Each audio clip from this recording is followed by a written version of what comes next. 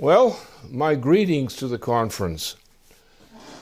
What we face now on a planetary scale is something completely new, something that has never happened before, we hope. Because what has happened now, we are on the brink of bringing together the major nations of the planet, the chief nations of the planet in terms of quantity and so forth. They remain in development, but the development is remarkable, for example, in South America, in elements of Africa, in some elements of Europe, especially in Russia and in some other locations, isolated locations. But the problem is this. We have the British Empire, which is the long-standing enemy of humanity. We have to not only defeat this enemy, we also have to be able to rise to the occasion of bringing the United States, the people of the United States, out of their present misery and disorientation, which is possible, is feasible, it can be done. But the government of the United States, the current government of the United States, is an impossible instrument, and we've got to get rid of most of the elements which are dominating the United States government right now. We also have to emphasize that really what the government of the United States is a branch of the Saudi and British empires, like the empires that are involved in the terror in Asia. So therefore, what we have to think about is the plans that we're going to make or should be making now, which enable the world to take a fresh view of itself. The great nations which have emerged in Asia, in South America, for example, they are great nations and have great potential. But we have to protect the process. We have to eliminate the British Empire. If the British Empire is in power, there is no security. If elements of the United States, which are part of the British Empire, are there, and similar kinds of evil forces, we are in danger of losing everything. The possibility of a thermonuclear war globally is still present.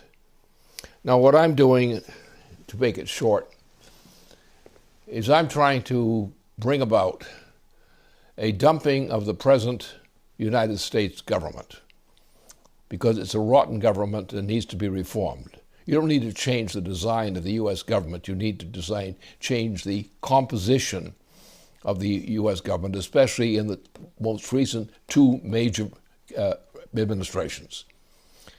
If that occurs, then I'm sure that the horrors faced by most of the people of the United States and by other nations, those horrors can be defeated. The problem is we have to defeat the enemy which is the force we have to deal with. I'm confident we can do it. I'm confident because I know that there are capabilities in the human mind now which are poorly understood, but the capabilities which people of some parts of the world, and as in China, in some degree, special degree, Russia, India, and so forth, and the BRIC nations, that these nations are moving in a direction of self-development, of joint self-development, which can lead to a new conception of the meaning of the human species and of our planet itself. Things lie before us in this system. Things lie before us which have never been dreamed by most people on this planet.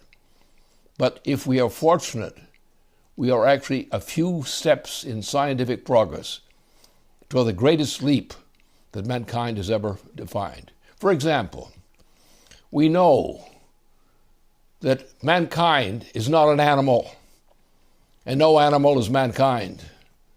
We know other things about life and things of so forth, which are essential to be known. We see what's happening in China, in the development of the space exploration there. This is a revolution. which takes us in the direction of the stars. And other nations will take the same course and follow the same course that is being done in China in this way. And that's what we have to hope for. It's not just hope, it's an understanding of what the great opportunities are and the great dangers are which we lie before us. For example, we right now this woman who is leading and controlling part of Central Europe from the United States, an evil person.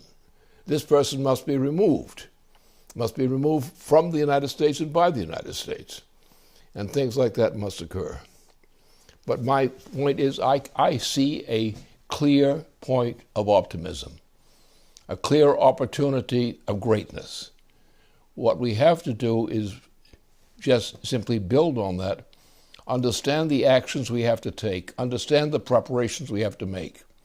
We are on the verge of the potential of the greatest advantage and progress of mankind which has ever been known.